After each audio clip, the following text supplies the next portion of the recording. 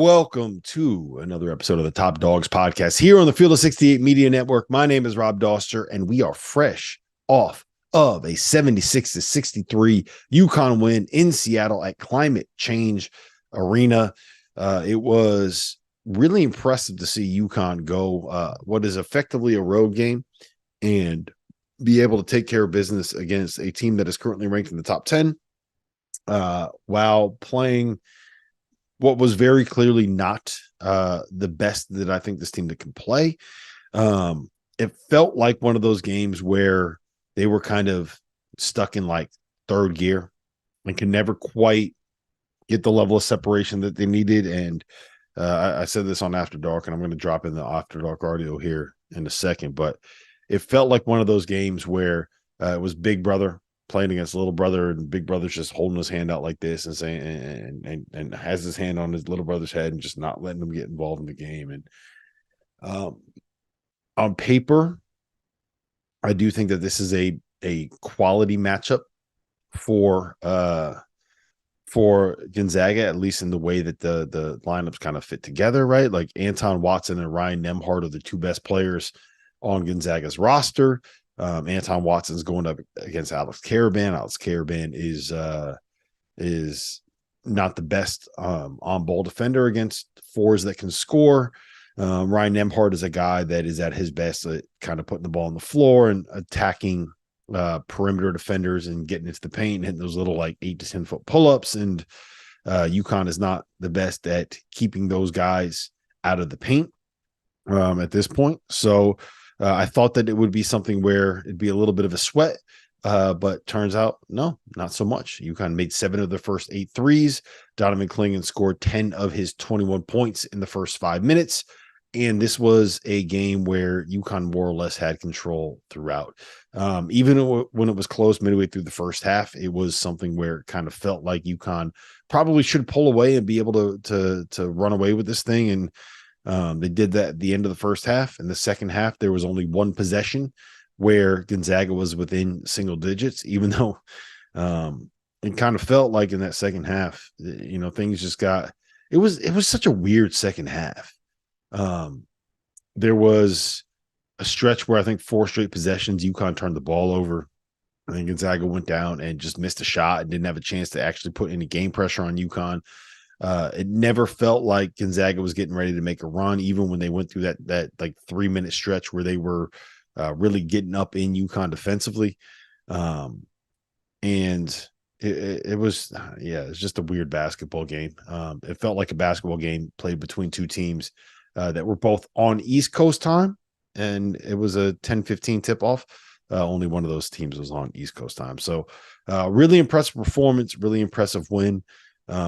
Jeff and I kind of covered everything that I think needs to be covered when it comes to UConn and the way that they played in the segment that we did on After Dark. But the one thing I do want to emphasize is I think it's really, really awesome and really, really cool that Dan Hurley put together the schedule that he did for this year, right?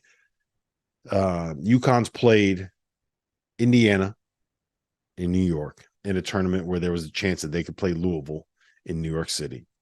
They played North Carolina in Madison Square Garden. They played Gonzaga in Seattle in what was a de facto road game, right? Not an on-campus game, but you're flying across the country. You're playing a powerhouse in their home state. And you played at Kansas. That is 5 of what? The top 10, top 12, top 14 programs in college basketball that UConn played, right? Or that UConn had a chance to play. They played 4 of them. They could have played 5 of them. I know Louisville's not having a great season, whatever. That's not really the point. The point is that coming off a season where they won a national championship and heading into a season where they were a preseason top 10 team, Dan Hurley didn't shy away from any of that. He went out and he challenged himself. He challenged the team. He put together a schedule where they've played now 3 games that were marquee must-see TV. And in a sport where we need coaches during November and during December to challenge themselves and to take on that task and to say, look, the best thing for college basketball is for me to be able to do things like go on the road and play at Kansas, go fly across the country and play Gonzaga, challenge myself and play North Carolina in Madison Square Garden, right? Where we need things to be able to cut through the noise. And Dan's not the only one that does this. Like, Tom Izzo's not afraid to put together schedules like this. Like John Shire's not afraid to put together a crazy schedule. Tommy Lloyd went out and played at Duke on the opening night of the opening week of the season, right?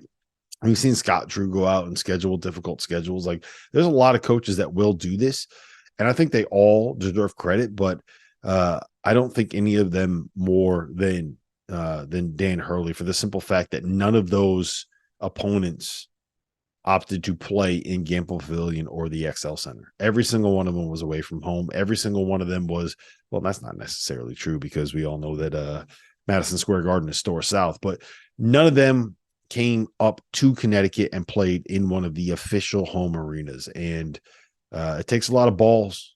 It does. It takes a lot of balls to put together a schedule like that and to play the teams that they played. And UConn is one missed three from Cam Spencer away from getting through it with an undefeated, unblemished record. So I hope you guys have enjoyed those experiences, have enjoyed seeing UConn play in those venues, have enjoyed the show that this team has put on for stretches.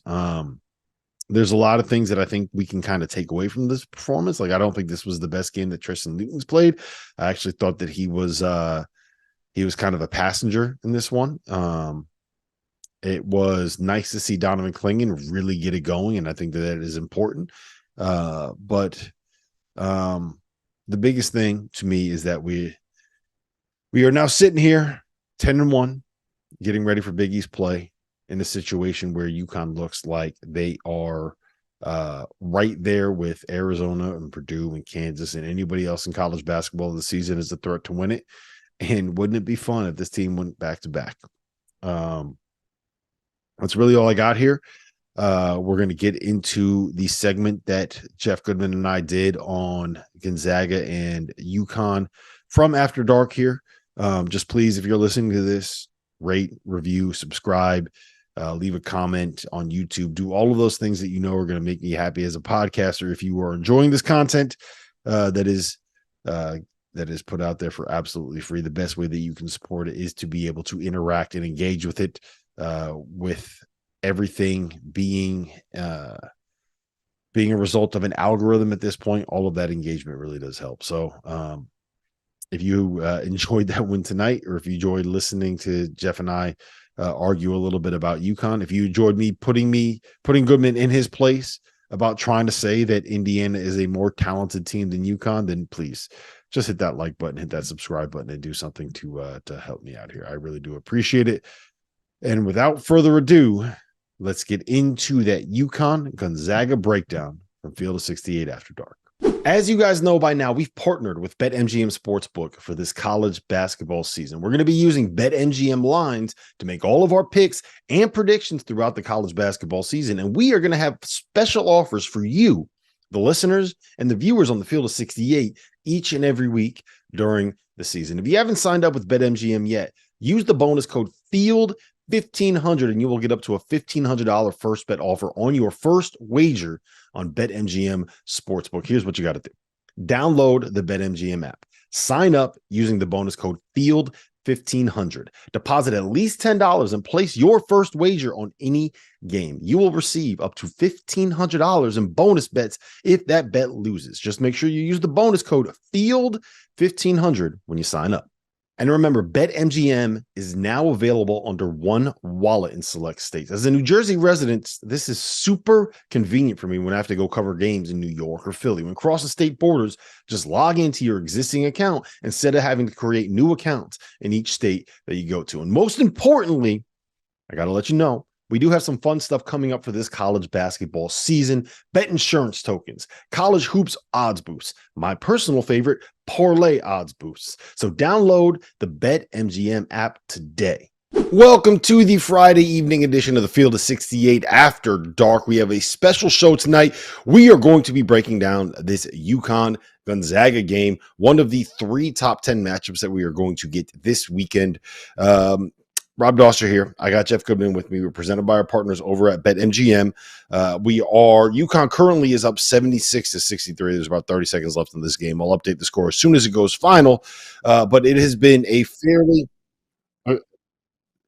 it's been all right, perfect. 76-63. UConn picks off Gonzaga in the Climate Pledge Arena in Seattle, which is effectively a road game for UConn, although the crowd did not show out the way that I expected it to show out on a Friday night for Gonzaga in the state of Washington. It was a straightforward performance, I think, Goodman, for UConn here. I mean, look, we talked about it before we pressed record on this. It felt like UConn did not get out of third gear throughout this entire game, and they still found a way to win by 13 points on the other side of the country against a team that is currently sitting in the top 10. Scary, terrifying if you're watching UConn because, as you said, like they went to Donovan Clingan early, and I was like, man, he might get 40 tonight because he was getting deep post position. They were feeding him the ball. It almost looked like a concerted effort tonight to finally get the big guy the ball because he was healthy or healthier. And then they kind of took control, and then it was Cam Spencer who made some big threes. They went into halftime with a pretty generous lead, and there was never really any game pressure on them the whole game. So they didn't need Tristan Newton to have to do much. They didn't need Stephen Castle to have to do too much. Like, honestly, I think, Rob, this game said way more about Gonzaga than it did about UConn, to be honest. I mean, it says a lot about UConn that they played their C game and they're able to win on the road like they did against a top 20 team. Because I think that's what Gonzaga is at the end of the day, a top 20-ish team. They're not deep. They don't have a star. Their backcourt's okay. Nembhard's good, but Hickman's just okay. Gray-Mike couldn't do anything tonight. This is the most underwhelming Gonzaga team we've seen in a long time. And I think finally the loss of Tommy Lloyd has caught up with Gonzaga a little bit, recruiting-wise, because I don't think they have the talent that they had year after year. Yeah, and I do think it's fair to mention that they don't have Steel Venters, which more or less takes away any kind of depth that they have on the perimeter. Like the way that it works right now is you have Ryan Nembhard and you have Nolan Hickman, and those two dudes got to play 40 minutes because everybody else on this roster is a front court player. And as soon as somebody on the played perimeter, 40 and 39, by the way, just so you know, 40 and 39 minutes. I mean, they have to play those guys all those minutes. And if you go back and look at what they've done throughout the season, they got to play them those minutes. They don't have any other backcourt players on the roster. And I mean, look, Ryan Nembhard's a good player. He's not someone that you want to necessarily rely on to have to try to get you 20 every night. Like that's not the best way to make him be effective.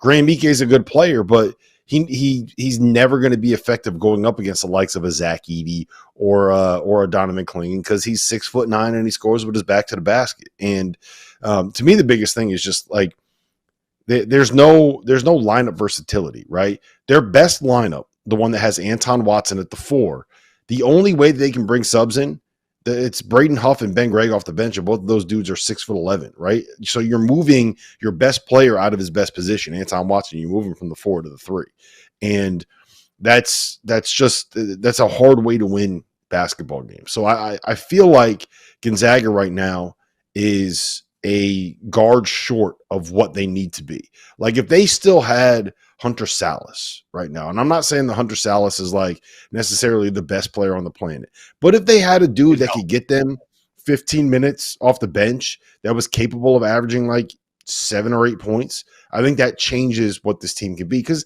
Nolan Hickman could play a little bit of point, right? You put those two guys together in the backcourt and you can get by with 2 to 3 minute stretches 2 to 3 times during a game.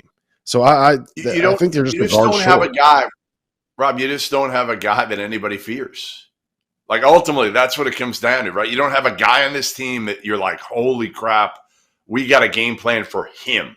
Ryan Nembhard was a great player at Creighton when he was he had dudes around him. He had a lot around him.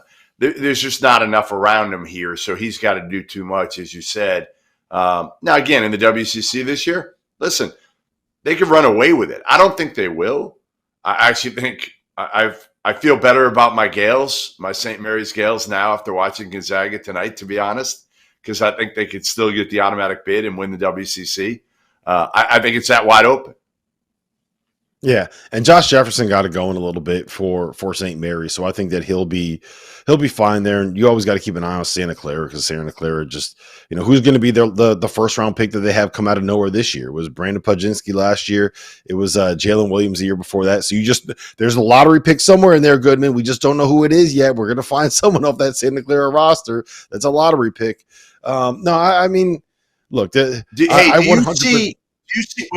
you see this as kind of the start of the end for Gonzaga and Mark Few, to where like this is the end of the era of like Gonzaga being in the mix for a Final Four every year, for an elite team every year, and going back to like, hey, they may be able to catch fire in a year, but they're not going to be there every year now?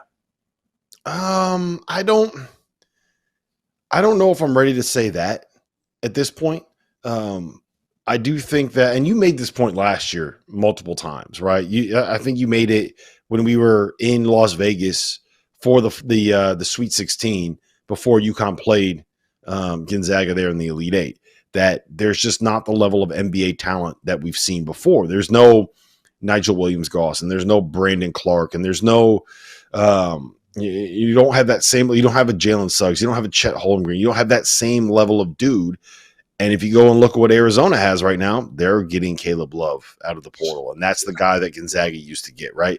They are getting Kylan Boswell to reclassify and enroll there. That's what Gonzaga used to get. They are getting the players. Kashad Johnson is basically Brandon Clark from 2018.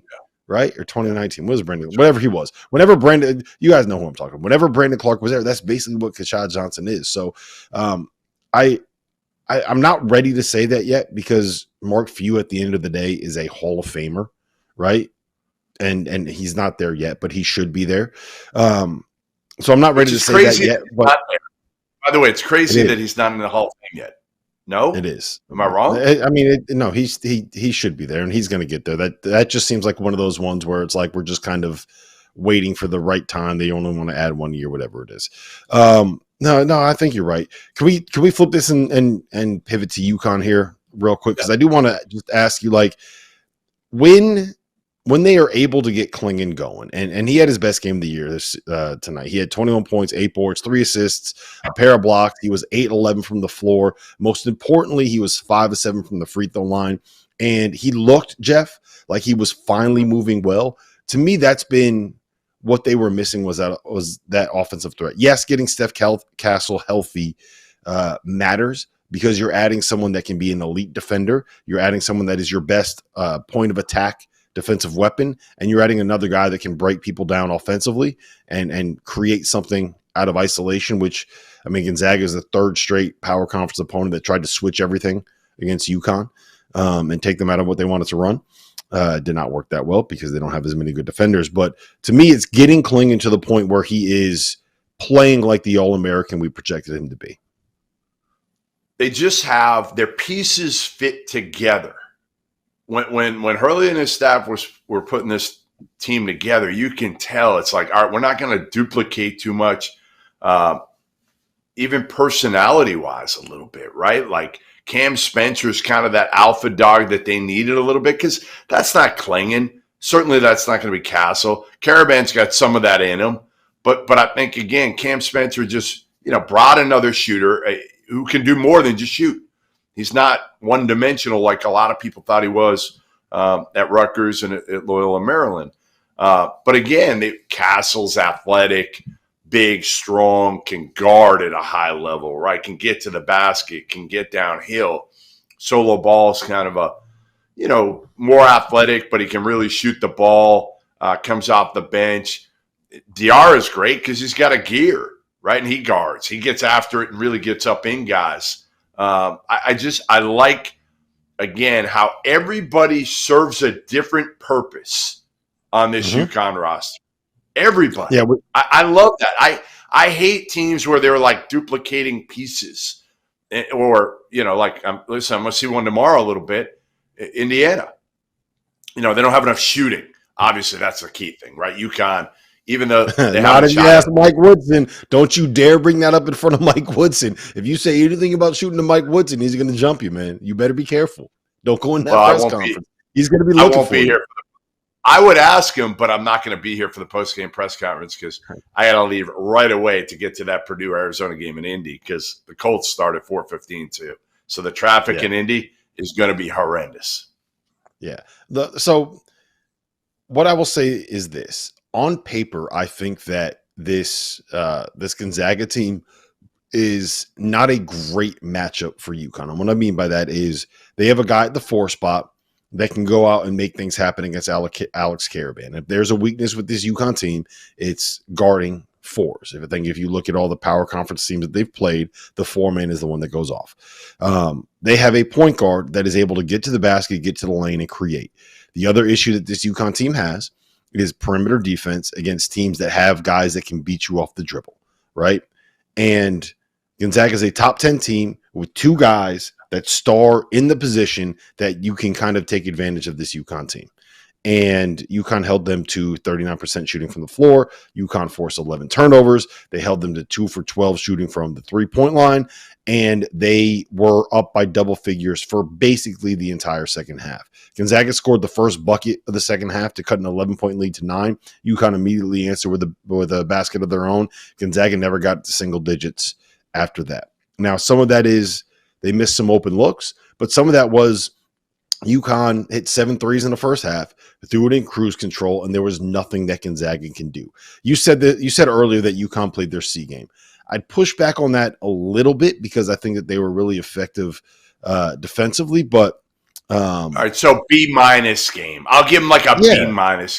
All I'm saying is it was not. They never got out of third. No, but you're right that they never got out of third, like second or third gear. Like it just there was a stretch in the second half where it just felt like UConn was out there because they wanted to be out there, right? They weren't really running their offense well. I think they had like 4 straight turnovers on possessions. They were just kind of throwing things away, and it never felt like UConn threw it. They never had that finishing. Well, what was it in? Remember Mortal Kombat? You might be too old for this, Govan, but in Mortal Kombat, they used to have the thing that would come up that would say like "finish him," and that popped up for UConn, but they were never able to like finish him. They just kind of let Gonzaga sit there, and there was nothing they could do. I made this comparison for Purdue when they were playing against Xavier. It just kind of felt like UConn was the big brother that was holding their arm out like this, trying to play football against their little brother and just not letting him get the ball. That's kind of what it felt like throughout this game. And Gonzaga is a team that has a good point guard, a good 4-man, a Hall of Fame head coach, and was ranked top 10 in the country playing in their state on the other side of the country from where UConn was. Like I try to. I wonder if they were surprised, Rob. I wonder if UConn was almost surprised how easy this one was. And again, like they play with ferocity. Again, I think they did the right thing, getting Clingan. I would be doing that every game. If he can get deep post position like that, which he should be able to do most nights, go get him the ball early because to me that gets his confidence up, that gets him into the game offensively, and then. Again, everything else is going to come, right? You got a double on him. Good luck to you, because then you're going to get on three. You're right. The problem they'd had with that up to this point was simply that he just was not right. He was not himself yet, and couldn't score. I do think that over the course of like the last 10 days, it's been like a week and a half since Jimmy V, and he looked a little bit better at Jimmy V. I think this foot thing is more or less in the past. I think the toe thing, he's on the positive side, the right side of it, right? And I think he's starting to get into better shape. I don't know if it was a confidence thing. I don't know if it was he didn't have his legs under him. I don't know if he didn't quite have his wind yet. I don't know if it was something as simple as he couldn't quite like he didn't have the touch on the ball. Like sometimes when that happens, like it feels like you're catching the ball off your palms instead of catching the ball on your fingertips. And I don't know if it was something like that, but he wasn't quite himself, and he looked like himself tonight. Like he was. Yeah, and you know what's funny about this, Goodman? You know what's funny about it? He had the very first touch that he got. he had a turnaround, right? I don't know if you noticed this. The first shot that he got was a turnaround, and he threw it off the side of the fucking backboard, and it came right back to him, and he laid it right back in. And then the next possession down, they gave it right back. I think there was a drive, and they gave it to him, and he got a layup at the rim. And then it was oh, okay, he's going. Then they gave it to him 2 possessions later, and he scored like a little duck in. So I think part of it is he's starting to get healthy, but I think part of it is you're right. They got him going, and he got the confidence, and it was maybe it was more of a maybe his personality is such that he can float a little bit. He's not going to demand the ball. That's not his personality. Now, eventually, maybe he can be that type of guy, but you've sat with him multiple times. I've sat with him multiple times. He is too nice of a kid. And again, I think they got to do that. And I think Caravan knows it. And I think Tristan Newton knows it. Again, they need him to be great. And tonight, what's funny? Like the one, so I was thinking about this, right? And outside of just like nitpicks about defensive matchups and saying like, I don't know if they have a great defender here and this and that, whatever. I think the one concern that I would have is that their best players aren't wired the way that Andre Jackson was wired and wired the way that Jordan Hawkins was wired. Cam Spencer is, but like Clingan, not really. Caravan's like a super nice dude. I disagree with you with Caravan. I disagree with you 1,000% on the court with Caravan. He's a killer on the court. He's tough. He's tough. He's tough, but he's a leader. Yes. So what I was going to say is that's exactly what Cam Spencer is. Like, I think that I don't think we can overstate enough how important it was to land Cam Spencer. Not just because he had, 15, 4 boards, 3 steals, 2 assists tonight, but he's nuts, dude. Like he's out of his damn mind. Just like his brother. They're both fucking nuts, and that's what makes him great. That's why you want them for the fabric, right? Plus, he could play, but he's not a great defender. But he's smart. He plays hard. He's tough. He's diving on the floor. Like, I don't know. Again, listen, when I said earlier this year, and UConn fans still ripped me on it when I walked into the Garden, one UConn fan, Indiana's his talent. First of all, I said it when Castle wasn't playing. All right, I said their talent level in the starting 5. Castle was not out there. It's not like Caravan and Cam Spencer are the most talented dudes ever. You know what they are? They play hard as shit. They're tough. They play smart. They do all the little things, all the intangibles. Where Indiana's guys, they're not like that, but they're more talented. You're telling me they're more. Here's the way that I would phrase. This is the point that you're trying to make. This is the point that you're trying to make, and that I understand what you're saying, and I don't think that people understand what you're saying. That Indiana team is more physically gifted with guys that have the kind of tools that would make you be appealing to teams picking in the lottery, that also can do things like shoot it, like handle the ball on the perimeter. Khalil Ware is, in an ideal world, a potential lottery pick. Mackenzie Mbako, in an ideal world, he might be a lottery pick this year. Listen, and Xavier Johnson is the guy.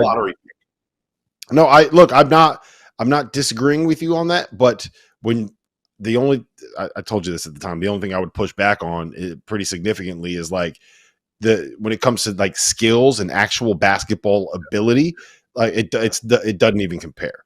But when you say talent, I don't think I know you well enough to know what you mean when you say talent, but these other people, like, they don't get the point that you're trying to make. So I understand what you're saying. Even NBA talent.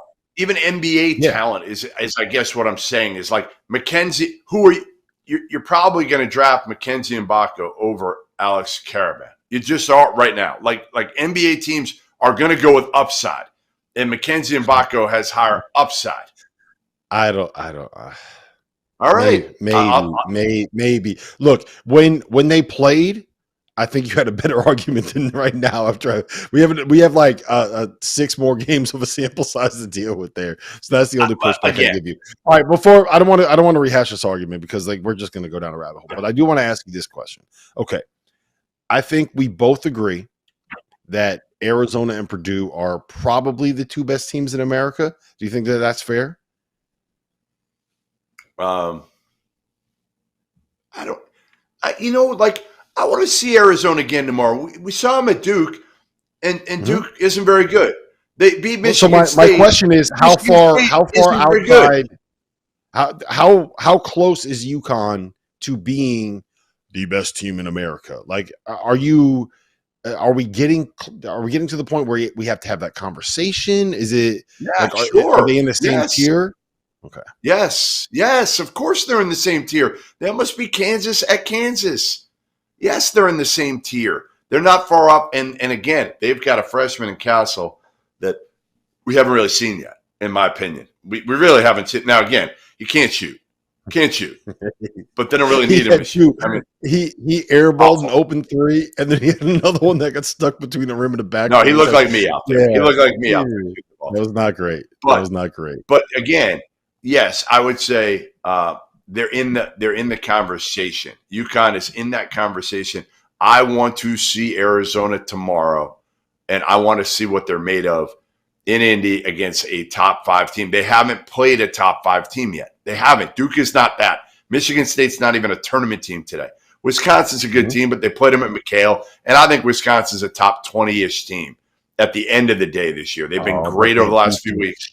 They beat the shit out of Wisconsin. Killed them. That was bad. Them. They beat the But I want to see what they can do. I want to see what they can do when they step up a weight class. Yep. That's all. No, I agree. I agree. And look, well, we're gonna break down the entire Saturday slate here in a couple of minutes. That I cannot wait. This was the perfect appetizer. UConn Gonzaga was the perfect appetizer for what is going to be. I think you can make an argument, maybe the best regular season day that we're going to get the entire season. I don't know if anything can touch it. We got Arizona, Purdue.